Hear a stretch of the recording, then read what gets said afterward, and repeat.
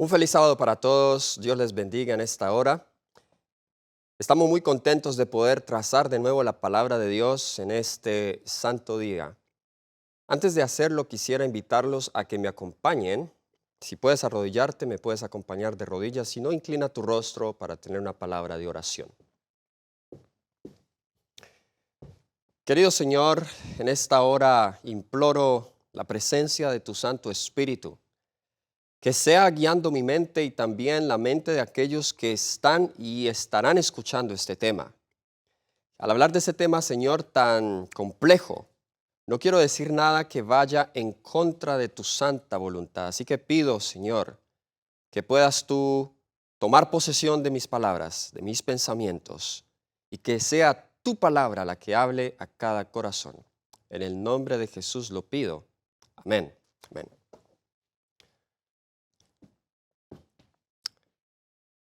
En esta hora quisiera responder a una pregunta compleja, la cual creo que los 50 y tantos minutos que tengo en esta mañana no serían suficientes para poder responderla. De hecho, me atrevo a decir que no tengo todas las respuestas a esta pregunta, la pregunta sobre el pecado. ¿Qué es pecado?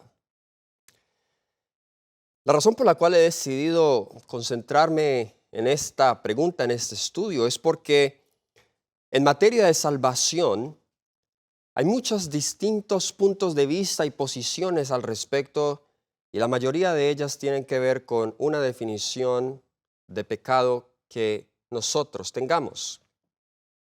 En otras palabras, la definición o el concepto de pecado que nosotros tengamos va a determinar lo que yo crea en cuanto a salvación, en cuanto a justificación, santificación, en cuanto a la cristología, la naturaleza de Cristo, y en cuanto a la naturaleza del hombre también. Así que es importante que nosotros podamos entender qué es esto, porque ¿cómo podemos saber cómo Cristo nos salva si no sabemos de qué Él quiere salvarnos? Esta es una pregunta que no solamente se limita a un ejercicio teológico. Yo quisiera, queridos hermanos, que al tener ese estudio no se queden solo con el ejercicio teológico. Sí, vamos a ir a algunos términos complejos al principio, vamos a ir al griego, al hebreo, pero al final, cuando usted termine de escuchar este tema, hay un mensaje. Hay un mensaje. Mi propósito no es solamente quedarnos en el texto. El propósito es que nosotros podamos entender la naturaleza del pecado y poder experimentar la experiencia de la salvación, poder tenerla en nuestras vidas. Entonces es importante que entendamos qué es pecado. Quiero comenzar con la etimología en el hebreo de pecado. Hay muchas palabras que se utilizan para pecado y palabras sinónimas. Yo solamente voy a escoger algunas que son, que creo yo, las que son más importantes. Una palabra importante para pecado en el hebreo es la palabra chatá. Y este término se utiliza al menos 300 veces y comúnmente se traduce en el Antiguo Testamento como pecado u ofensa. Esta palabra significa o implica aquello que merece castigo. Eso es lo que el pecado, ofensa, por lo general viene relacionado, o la connotación es aquello que merece castigo. Bien. Está otro término que es muy común y es el término ra'a, que puede traducirse como algo malo, algo evil, wicked. Eso en español sería malvado, es la palabra que estaba tratando de buscar, malvado, malo. La palabra ra'a 600 veces más o menos y lleva la implicación de algo que es contrario a la naturaleza de Dios. La palabra ra'a. Pero también está la palabra avon o awon. Y esta palabra aparece al menos 200 veces en el Antiguo Testamento y comúnmente se traduce como iniquidad. Significa perversión, algo torcido. Es lo que puede significar la palabra avón. Y la palabra pesha, también otro término muy común, al menos 100 veces se utiliza en el Antiguo Testamento y comúnmente se traduce como transgresión. Esta palabra lleva el significado o implica rebelión, es lo que implica. Ahora, asham, que es otra palabra, este término se utiliza al menos 30 veces y comúnmente se traduce como culpa, ¿ok? Así que tiene la implicación de ofensa o culpa.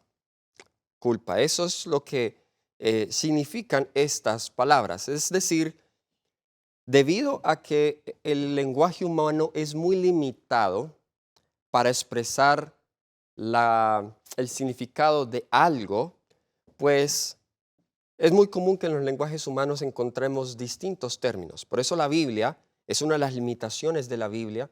En la inspiración de la Biblia entendemos que Dios no inspiró la Biblia verbalmente, no la dictó, pero Dios inspira el pensamiento y dirige la escritura de las palabras, mas no las dicta. En esa comprensión, por eso un autor escoge quizá la mejor palabra para hablar de algo, pero esa palabra no es completamente abarcante con todos los significados. Es necesario que entonces esa palabra, otras palabras puedan usarse para que pueda complementar el significado de esa palabra. Lo mismo sucede con el griego. En el griego hay muchas palabras, solamente voy a concentrarme en dos. Una de ellas es la palabra anomía. Anomía. Ahora, anomía, nomos, en griego significa ley. Anomía, esa preposición significa, ese prefijo significa sin, ¿ok? Anomía entonces sería sin ley. Y Jesús utilizó esta palabra cuando dijo en Mateo capítulo 7, noten allí en Mateo el capítulo 7, Jesús utilizó esta palabra para referirse a un grupo de personas que externamente vivían la religión, pero estaban en sus vidas viviendo contrario a la ley de Dios. Nos dice Mateo capítulo 7, versículos 21 al 23. Mateo capítulo 7, versículos 21 al 23. No todo el que me dice, Señor, Señor, entrará en el reino de los cielos, sino el que hace la voluntad de mi Padre que está en los cielos. Muchos me dirán en aquel día, Señor, Señor, no profetizamos en tu nombre, y en tu nombre echamos fuera demonios, y en tu nombre hicimos muchos milagros. Entonces les declararé, nunca os conocí, apartados de mí, hacedores de maldad. Y la palabra hacedores de maldad es anomía, es decir, apartados de mí, transgresores de la ley, aquellos que viven sin ley. En otras palabras, Jesús está diciendo acá que es posible que usted viva una vida cristiana externa, que usted cumpla con todas las cosas externas de la religión, que usted externamente sea una persona intachable, que haga obra misionera, que predique, que eche fuera demonios y aún así ser un transgresor de la ley. Eso es lo que Jesús está diciendo acá. Y las palabras de Jesús son muy fuertes. Dice, mira, nunca os conocí. Nunca os conocí. Hay muchos otros lugares donde esta palabra se utiliza. No quiero pasar mucho tiempo aquí en la etimología de estas palabras en el griego, pero voy a ir a un lugar más. Vamos a ir a Primera de Juan, el capítulo 3. Primera de Juan, el capítulo 3 y el versículo 4. De hecho, el libro de Juan, la primera epístola de Juan, es un excelente libro para estudiar qué es el pecado. Juan lo trata de una manera casi sistemática en esta carta. Nos dice el versículo 4, todo aquel que comete pecado infringe también la ley, pues el pecado, hamartía, esta es la otra palabra, es anomía, es infracción de la ley. La sierva del Señor en el capítulo 29 del conflicto de los siglos, el origen del mal, creo que en español es el capítulo 30, ella dice que la única definición de pecado se encuentra en Primera de Juan capítulo 3, versículo 4. Primera de Juan capítulo 3, versículo 4. Y esa es la pregunta entonces que yo quiero determinar hoy. ¿Es esa la única definición de pecado? ¿A qué pecado se refiere Ellen White cuando ella dice que esa es la única definición de pecado? ¿Está ella incluyendo allí también el pecado como condición o solamente se está limitando al pecado como acto? Y si esa es la única definición de pecado, ¿qué hacemos con Santiago 4:17 y qué hacemos con Romanos 14:23? Si esa es la única definición de pecado. Bien, trataré al máximo de poder responder a todas esas preguntas en esta presentación.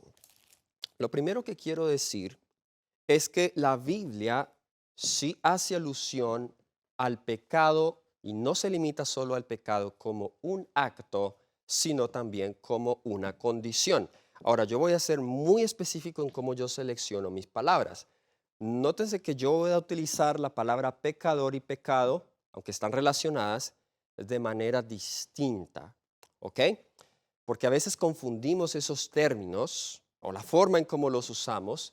Entonces algunas personas dicen que vamos a pecar hasta que Cristo venga, pero en realidad lo que ellos están queriendo decir es que vamos a tener una condición pecaminosa o naturaleza pecaminosa hasta que Cristo venga, pero en su mente ellos lo interpretan como eso es pecador.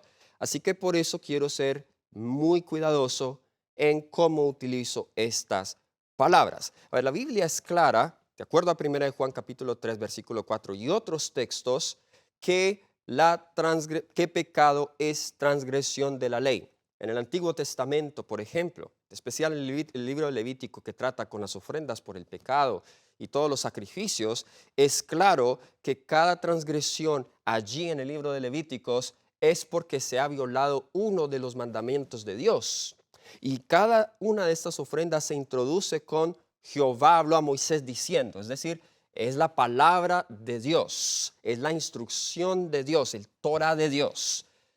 Cuando uno va en contra de la palabra de Dios, entonces incurre en pecado. Y esto es un concepto claro en el Antiguo Testamento. Muy bien.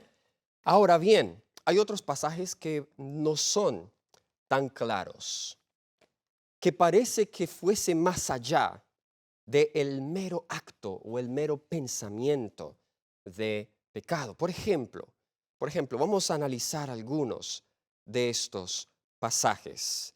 Vamos al libro de Salmo. El capítulo 51 suele citarse cuando hablamos de pecado. Salmo 51. Y vamos a leer el versículo 5. Salmo 51 y el versículo 5 nos dice la palabra de Dios, he aquí, en maldad he sido formado y en pecado me concibió mi madre. El salmista aquí dice que él fue concebido en pecado. ¿Qué está queriendo decir? Ahora, claramente nos dice, en pecado me concibió mi madre. Nos dice, fui concebido pecador. Ahora, para algunos es lo mismo, pero vamos a mirar detenidamente al final de este estudio si es lo mismo o no. En maldad he sido formado, en pecado me concibió mi madre. Ahora, vamos también a otro texto que se encuentra en el libro de Isaías, el capítulo 1. Isaías, el capítulo 1, y vamos a leer a partir del versículo 6. Isaías capítulo 1, a partir del versículo 6. Desde la planta del pie hasta la cabeza, no hay en él cosa sana, sino herida, hinchazón, podrida llaga. No están curadas ni vendadas ni suavizadas con aceite. Aquí, y el contexto es pecado, porque el versículo 5 dice, de hecho desde el 4, en Isaías 1 leamos desde el 4 y luego el 5, oh gente pecadora, pueblo cargado de maldad, generación de malignos. Noten todas las palabras que utiliza. Hijos depravados. Dejaron a Jehová, provocaron a ir al Santo de Israel. Se volvieron atrás. ¿Por qué querréis ser castigados? Aún todavía os rebelaréis. Toda cabeza está enferma. Todo corazón doliente. Aquí vemos ambas cosas. Vemos que hay una nación que es pecaminosa, que es pecadora. Gente pecadora se les denomina. Pueblo cargado de maldad, generación de malignos, hijos depravados, palabras muy fuertes. Y la condición de esa gente es como la condición de un leproso. El pecado ha invadido todo su ser, desde la cabeza hasta la planta de los pies. Es decir, el pecado degenera la naturaleza. El pecado ha causado, ha casi borrado la imagen de Dios en el hombre. No hay cosa sana en un pecador. El mismo profeta Isaías utiliza una ilustración poco amigable en cuanto a la justicia de un pecador. Allí en Isaías 64, versículo 6. Isaías 64, versículo 6 nos dice: si bien todos nosotros somos como suciedad, todas nuestras justicias como trapo de inmundicia, y caímos todos nosotros como la hoja, y nuestras maldades nos llevaron como viento. Noten, nuestras maldades nos llevaron como viento. Como en la justicia de un pecador se compara con los trapos menstruales de las mujeres en aquellos tiempos, como trapos, dice acá, de inmundicia. Saben, el pecado ha causado también en el ser humano una ceguera espiritual, a tal punto que no ve. Jeremías describe el corazón, que en realidad es la mente de un pecador, de la siguiente manera. Jeremías 17, versículo 9. Jeremías 17, versículo 9 y el versículo 10 nos dice: engañoso es el corazón. ¿Cómo es el corazón? Nos dice acá, es engañoso, pero no se queda allí, dice, más que todas las cosas y perverso, ¿quién lo conocerá? Es decir, el pecado no solamente ha cambiado nuestra naturaleza, pero ni siquiera nosotros somos conscientes de nuestra propia condición.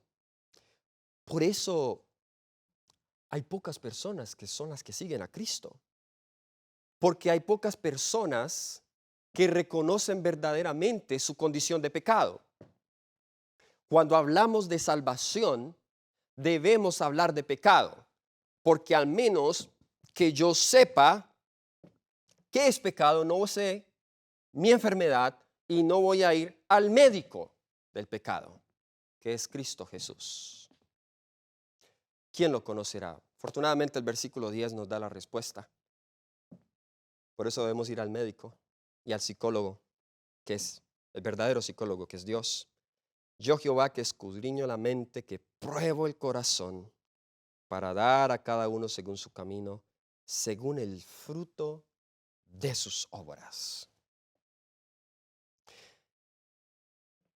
El pecado entonces nos ha cegado. Hay separación. El pecado, vamos a otro texto, Isaías 59, 2. Isaías 59, 2 nos dice: pero vuestras iniquidades han hecho división entre vosotros y vuestro Dios, y vuestros pecados han hecho ocultar de vosotros su rostro para no oír. ¿Qué ha causado el pecado de acuerdo a Isaías 59, 2? Dice que ha causado separación. No es como dicen algunos, que yo me separo de Dios y luego peco. Pero no, aquí nos dice que primero peco y el resultado es la separación. Así que aquí no estamos hablando de la teología de la relación. Aquí estamos hablando que el pecado causa separación entre el Dios y el hombre. Un texto más en cuanto a la condición del hombre, condición pecaminosa del hombre. Romanos, el capítulo 3 y el versículo 10 y luego el versículo 23. Romanos, el capítulo 3 y el versículo 10.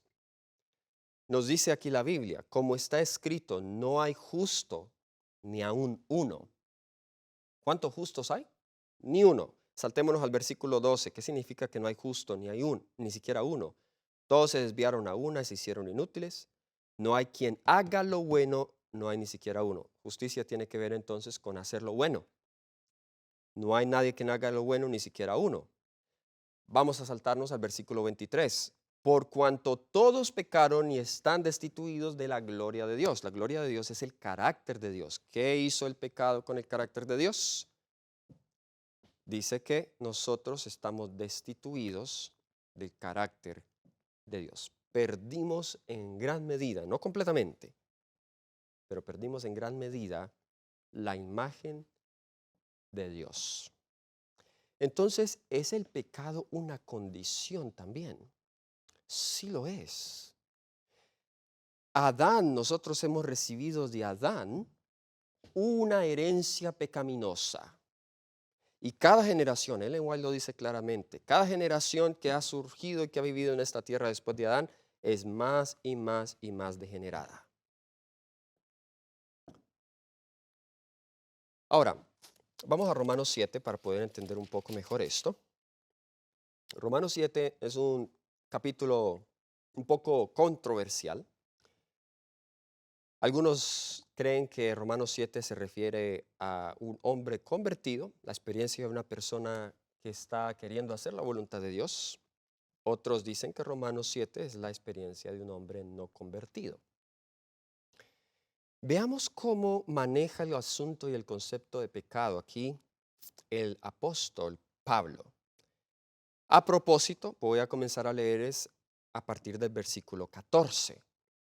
Luego ya verán por qué me he saltado los otros versículos. Regresaremos a ellos. Romanos 7, versículo 14. Porque sabemos que la ley es espiritual, mas yo soy carnal, vendido al pecado.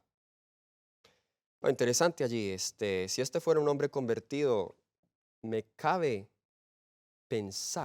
cuesta pensar, perdón, que una persona convertida se describa con estos términos, vendido al pecado. Porque lo que hago no lo entiendo, pues no hago lo que quiero, sino lo que aborrezco, eso hago. Y si lo que no quiero esto hago, apruebo que la ley es buena. De manera que ya no soy yo quien hace aquello, sino el pecado que mora en mí. Así que ¿es el pecado una condición? Hay un pecado que mora en él, que lo hace hacer, él le llama aquí la ley del pecado y de la muerte, en Romanos 8, hace hacer las cosas que él no quiere hacer.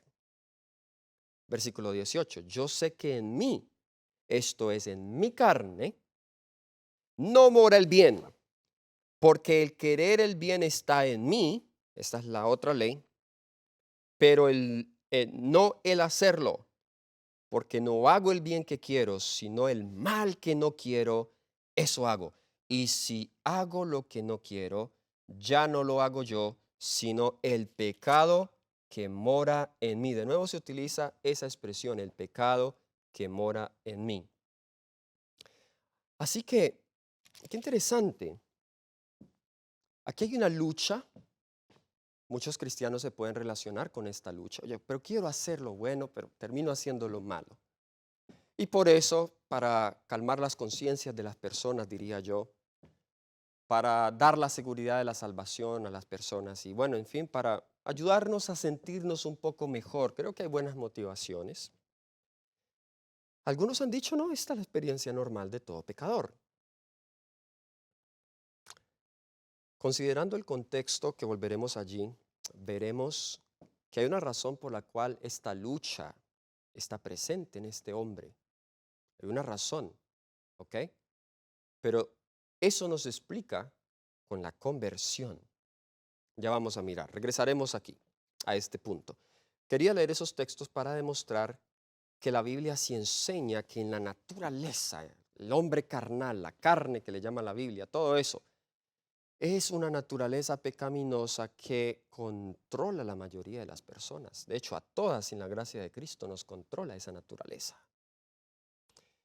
Entonces, cuando hablamos de pecados, si es por elección, si es por condición, entonces, ¿cómo resolvemos este asunto?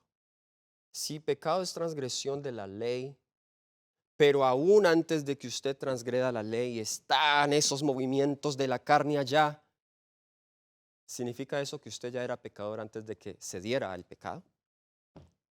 ¿Están entendiendo la complejidad del asunto? Muy bien, vamos entonces a ir a las Escrituras para tratar de responder este asunto. El problema está aquí, eh, voy a explicarlo de la siguiente manera. Para poder más bien nosotros reconciliarlo, voy a decir de esta manera, para poder reconciliar nosotros la condición pecaminosa del ser humano con el estado de pecador del ser humano, no podemos nosotros ignorar de qué y cómo nos salva Dios en relación con la doctrina del juicio. Lo que acabo de decir es muy importante. Una razón por la cual para un protestante o un evangélico, esto que vamos a estudiar hoy no tiene sentido o puede ser ofensivo para algunos, es porque ellos no tienen la doctrina del juicio y la perspectiva del gran conflicto como la tenemos nosotros, los adventistas. No podemos nosotros eliminar esa perspectiva de nuestra teología, es importante para entender. Ahora bien, el pecado como condición, y esta parte es compleja y quizá se puede dar para malentendidos, solo tengo unos pocos minutos que me restan, así que si usted le quedan dudas con esto que voy a decir, esto no lo voy a poder probar mucho, pero se lo puedo probar, usted puede escribir, me puede escribir aquí al ministerio. En salvación, cuando me refiero a la salvación, aquí me voy a referir exclusivamente, porque la salvación es algo muy abarcante que aún afecta el universo entero y el nombre de Dios, pero no voy a ir hasta allá, me voy a concentrar solo en la salvación del hombre, del ser humano. En salvación, mi condición pecaminosa no me condena ante Dios, aunque está ahí presente. ¿Qué es lo que me condena ante Dios? Lo que me condena ante Dios es cuando he recibido luz, esa naturaleza pecaminosa ahora revive, porque yo ya veo por medio de la luz que he recibido lo que hay dentro de mí. Y lo que me condena o me salva es cómo respondo yo a esa luz. Están conmigo hasta ahora. He tratado de decirlo lo más sencillo posible. Y estoy tomando mis precauciones porque es muy fácil ser malentendido en este tema. A ver, voy a leer varios textos para eh, sostener lo que he dicho. Les dije que lo iba a sostener acá, pero si aún quedan dudas pueden escribirme. Bien, vamos a mirar que aunque la condición está allí, no voy a negar eso, el problema que a veces se tiene es que para hacer mucho énfasis que el pecado es transgresión de la ley, ignoramos o no tocamos mucho el aspecto de que el pecado también mora en nosotros, en nuestra naturaleza. ¿Ok? Está allí, ya lo vimos. Pregunta, ¿estoy condenado porque ese pecado mora en mí? ¿Desde qué momento me condeno? ¿En qué momento, qué es lo que Dios va a tener en cuenta en el juicio para dar la palabra final? Esa es la pregunta que vamos a tratar de responder. En Hechos 17:30, noten lo que nos dice, pero Dios, habiendo pasado por alto los tiempos de esta ignorancia, ahora manda a todos los hombres en todo lugar que se arrepientan. De acuerdo a este texto, ¿qué hace Dios con los tiempos pasados de la ignorancia? dice que los pasa por altos. Este es un concepto básico que como adventistas nosotros manejamos. Nosotros, cuando damos estudios bíblicos y predicamos campañas evangelísticas, comúnmente decimos, si una persona nunca recibió la luz del sábado y murió en la luz que tenía, pues esa persona se va a salvar. No tenemos problema con ese concepto de luz. Lo hemos dicho, hemos hablado de él. Guillermo Miller nunca guardó el sábado ni lo aceptó, pero fue fiel en esa luz que Dios le dio. Dios lo llamó al descanso para salvarlo. Lutero posiblemente se salvará, pero Lutero no guardó el sábado. Lutero aún creía en el infierno. Lutero incluso fumaba y de vez en cuando bebía alcohol, pero parece que se va a salvar, de acuerdo a algunos comentarios de Ellen White. Así que Dios pasa por alto los tiempos de esta ignorancia. Volveré a este punto porque no significa entonces que, bueno, para salvarme me voy a quedar en ignorancia. Si me vienen a dar la luz, no quiero ser responsable de la luz porque prefiero estar en ignorancia porque Dios la pasa por alto. No funciona así, ¿ok? No funciona así. Pero algunos que sinceramente no tuvieron más privilegios de conocer la luz, Él pasa por alto, pero ahora que ha llegado la luz, ¿qué hace Dios? Pero ahora manda a todos los hombres en todo lugar a que se arrepientan. Muy bien, vamos a otro texto. Romanos 3:25. ¿Qué texto dije? Romanos 3:25. Yo espero que usted esté tomando nota. Esto es un estudio bíblico maravilloso sobre el pecado. Muy, muy ilustrativo. Romanos 3:25 dice, a quien Dios puso como propiciación por medio de la fe en su sangre para manifestar su justicia a causa de haber pasado por alto en su paciencia los pecados pasados. De nuevo, ¿qué hace Dios con los pecados pasados? Dice, los ha pasado por alto en su paciencia. Si Él los pasa por alto, pass over, así como el ángel destructor pasó por alto las casas que tenían la sangre del cordero, significa que Él no los está imputando sobre ellos. ¿Están conmigo hasta ahora? Muy bien. Ese pecado no les ha sido imputado. Ahora, no significa que las personas no necesitan la sangre de Cristo Jesús aún por esos pecados, porque aquí dice, puso por propiciación por medio de la fe en su sangre para manifestar su justicia, a causa de haber pasado por alto en su paciencia los pecados pasados. Regresaremos a este punto. Santiago 4:17. Algunos lo citan como otra definición de pecado, pero está relacionado. Vamos a ver. Y al que sabe hacer lo bueno y no lo hace, le es pecado. A ver, pregunta, ¿qué es lo bueno? Porque dice el que sabe hacer lo bueno y no lo hace. ¿Qué es lo bueno? Romanos 7:12 define la ley como santa, justa y buena. O sea, al que sabe hacer la ley, en otras palabras, el que conoce la ley y no la practica, le es pecado. Esto es lo que se conoce como pecados de omisión. Sigue siendo un acto, pero es pasivo. Es decir, no hago nada malo, pero lo bueno que yo sé hacer tampoco lo hago. A él le es pecado. Vamos a otro texto. Esto se encuentra, a ver,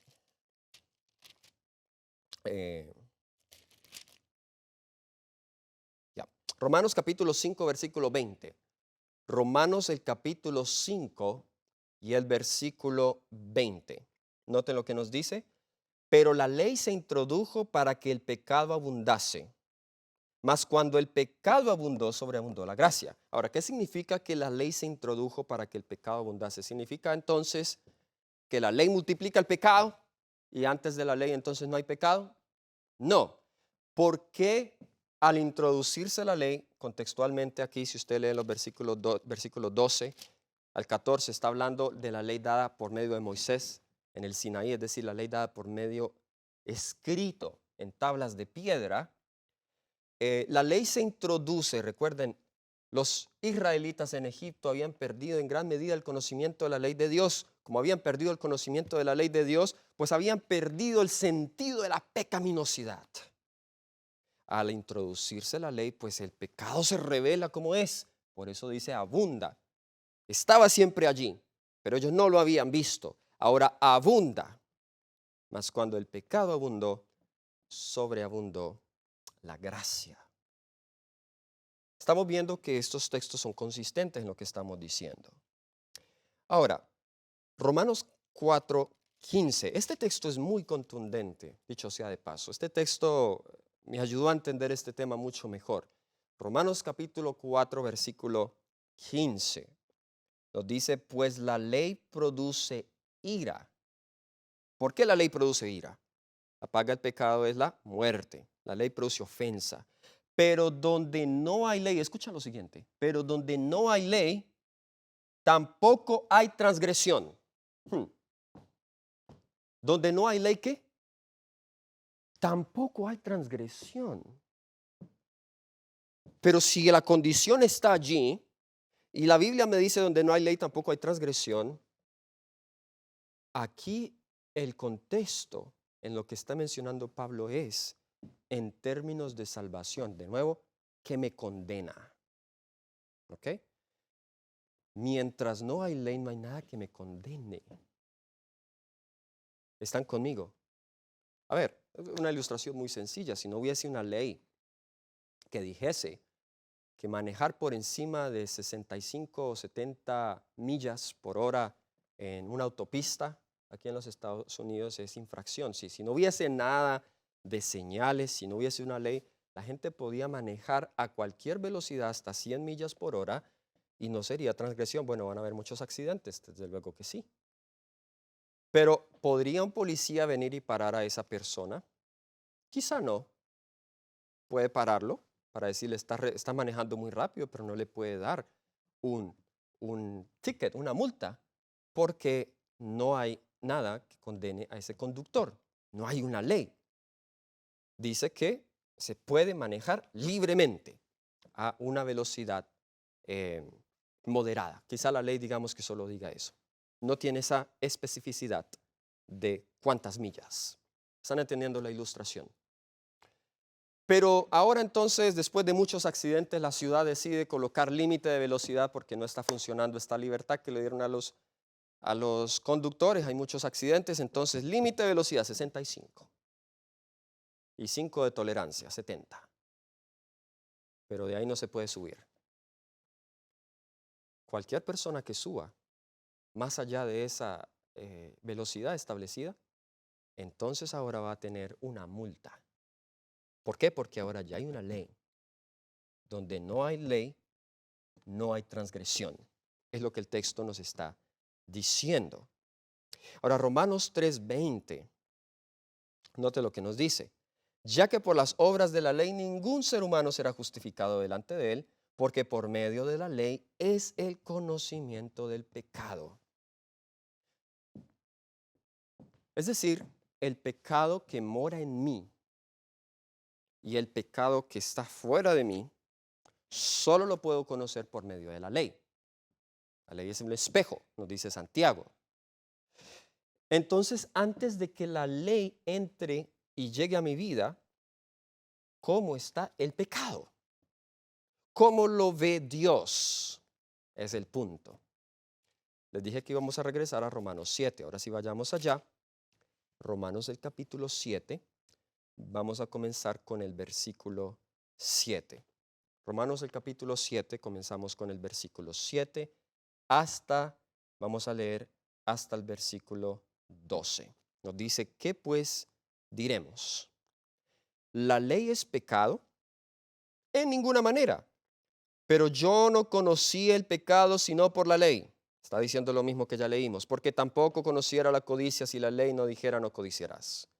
Mas el pecado tomando ocasión por el mandamiento, ¿qué significa eso? Es decir, el pecado siendo revelado por el conocimiento, produjo en mí codicia. Porque sin la ley el pecado está muerto. Aquí está la parte clave que estaba buscando. Vamos a parar allí un momento. ¿Está el pecado en mí antes de que venga la ley? Sí. está corriendo en mis venas, está aquí afectando mi mente, todo mi ser. Pero ¿cómo está el pecado? ¿Cómo se describe? Muerto. Muerto, no en el mismo sentido, cuando Pablo dice, con Cristo estoy justamente crucificado, ya no vivo yo más, Cristo vive en mí. No muerto en ese sentido. Está muerto en el sentido de que no se ha despertado en mi conciencia culpa por ese pecado o por esos pecados, porque no hay nada que ha iluminado mi conciencia en cuanto a eso. Yo espero que lo estemos entendiendo. Sin la ley dice, porque sin la ley el pecado está muerto, versículo 9. Y yo sin la ley vivía en un tiempo, claramente, antes de estar convertido. Pero venido el mandamiento, el pecado reavivó porque estaba muerto. Yo morí. Ah, ¿cómo murió? La paga del pecado es la muerte, me condenó. Hallé que el mismo mandamiento que era para vida, porque el que, dice el Antiguo Testamento, el que lo haga vivirá, a mí me resultó para muerte. Ahora, ¿cómo el mismo mandamiento, paremos de nuevo acá, puede servir a unos para vida y a otros para muerte? Bien, para el que lo obedece por la gracia, es vida. Para el que lo desobedece, es muerte. Es decir, este no es un hombre convertido. Pero entonces, ¿por qué tiene la lucha? ¿Por qué dice que quiere hacer algo bueno si no es un hombre convertido? Usted no necesita ser convertido para querer hacer algo bueno. Ellen White en El Camino a Cristo dice que muchos se van a perder queriendo ser cristianos. El hecho de que usted quiera hacer algo bueno y le nazca allá en la mente, en el corazón, querer hacer algo, eso no es evidencia que usted está convertido necesariamente. Lo que significa eso es que ahora usted ya conoce. Pero si su corazón no ha sido transformado por la gracia de Cristo, si no ha nacido de nuevo, esos deseos se van a quedar solamente en eso, en deseos. ¿Sí ven la diferencia? Una persona no convertida sin ley no tiene esta lucha a ese nivel. Esa persona vive sin Dios y sin ley. Comamos, bebamos, que mañana moriremos. Una persona no convertida con conocimiento de ley vive como Romanos 7. ¿Bien? Nos dice entonces aquí, hallé que el mismo mandamiento que era para vida, a mí me resultó para muerte, porque el pecado, tomando ocasión por el mandamiento, me engañó. El pecado engaña, por él me mató. ¿Cómo el pecado nos engaña? Nos hace creer que siguiendo una vida de pecado me va a traer ventajas, me va a traer ganancia. Oh sí, si yo salgo con esa mujer que no es mi esposa, va a traerme satisfacción, felicidad. Oh sí, si yo invierto acá, aunque sé que no son inversiones honestas, voy a tener más dinero, voy a sentir ganancia. O si diciendo una mentira me voy a salvar de ese problema, me va a traer ganancia. Cada vez que pecamos es porque creemos que el pecado nos va a traer ganancia. El pecado nos está engañando. ¿Por qué escogemos lo que escogemos? ¿Por qué el ser humano escoge lo que escoge? Todas las decisiones humanas están basadas en ese sistema de valores que Dios implantó en nuestra mente. El sistema de ganancia. Siempre vamos a escoger lo que más nos da ganancia. La razón por la cual muy pocos escogen a Jesús es porque no ven en Jesús la perla de gran precio, no ven en Jesús la mayor ganancia. El pecado es más atractivo. Y ese es el problema. El pecado me engañó, dice, versículo 12, de manera que la ley a la verdad es santa y el mandamiento santo, justo y bueno. Versículo 13, luego lo que es bueno vino a ser muerte para mí. En ninguna manera lo que es bueno es la ley, sino que el pecado, para mostrarse pecado, produjo en mí la muerte por medio de lo que es bueno, o sea, por medio de la ley, a fin de que por el mandamiento el pecado llegase a ser sobremanera pecaminoso. ¿Qué hace el mandamiento con el pecado? Nos hace que lo veamos sobremanera pecaminoso. ¿Saben por qué él se siente miserable? Porque ahora que conocía la ley, estaba intentando guardar la ley sin un nuevo corazón, sin haber nacido y caminado en el Espíritu, que es el nombre de Romanos 8. ¿Cómo lo sé? Porque Romanos 8, versículo 7 me dice lo siguiente.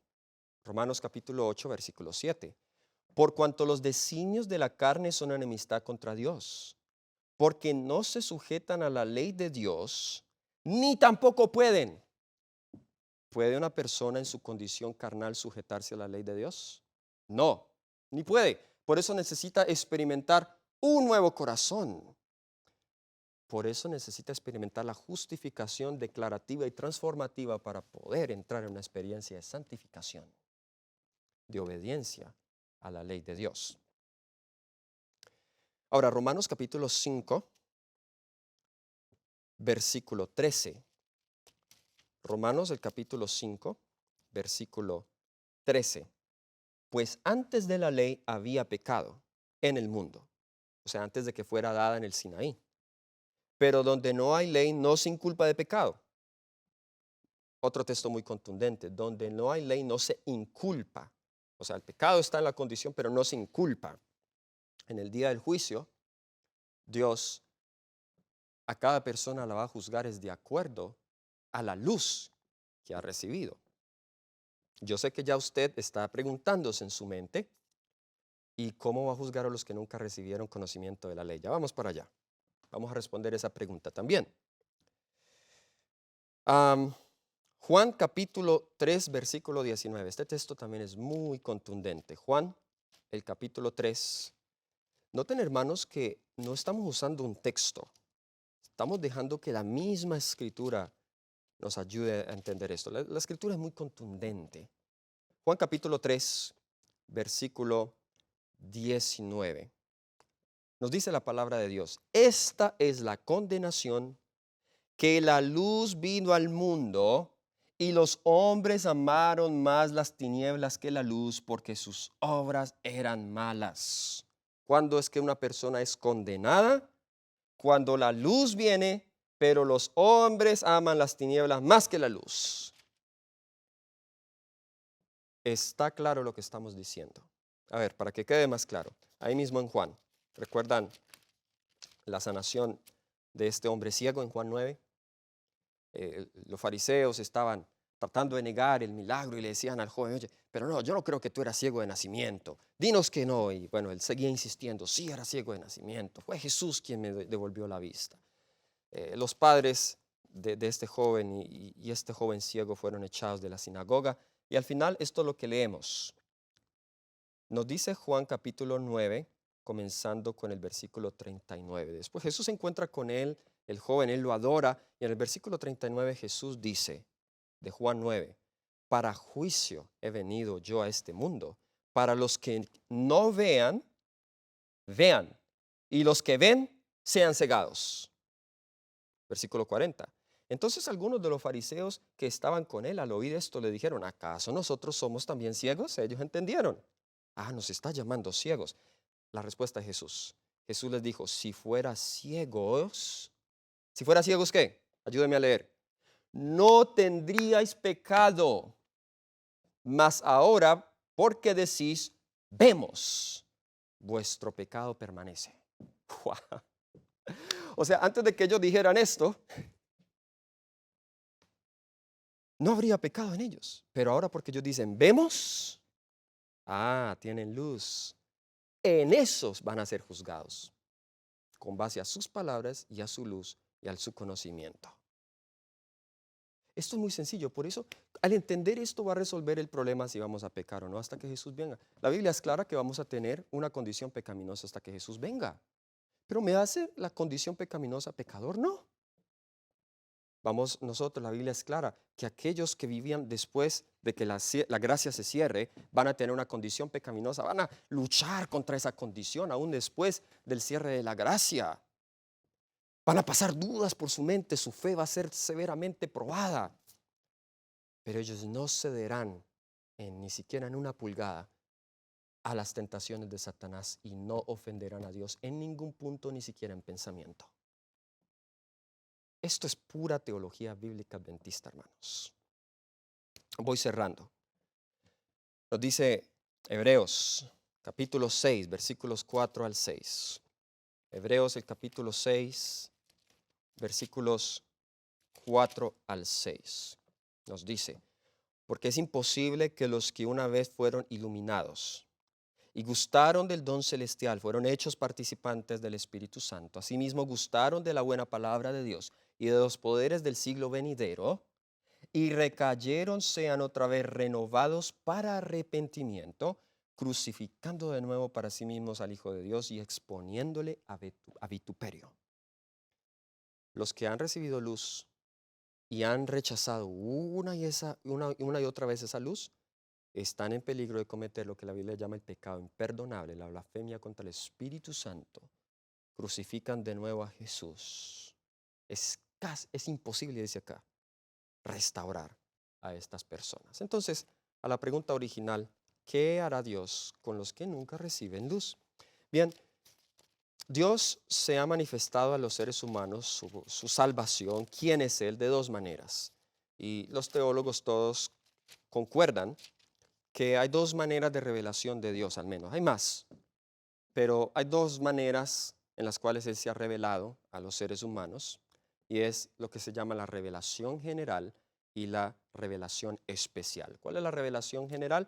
Cómo Dios se revela por medio de la naturaleza, las obras creadas, la historia y las providencias de Dios.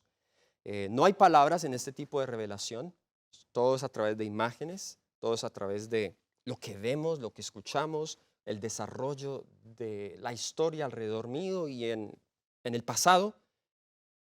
Pero la revelación especial es la revelación de la palabra de Dios, tal cual como la tenemos escrita hoy. Es la revelación donde está la ley, es una revelación más específica. Hasta ahora hemos hablado concerniente a la ley de la revelación especial.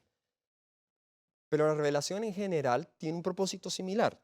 En Romanos capítulo 2, versículo, con esto vamos a ir cerrando, versículos 12 en adelante hasta el 16. Dice, porque todos los que sin ley han pecado, sin ley también perecerán.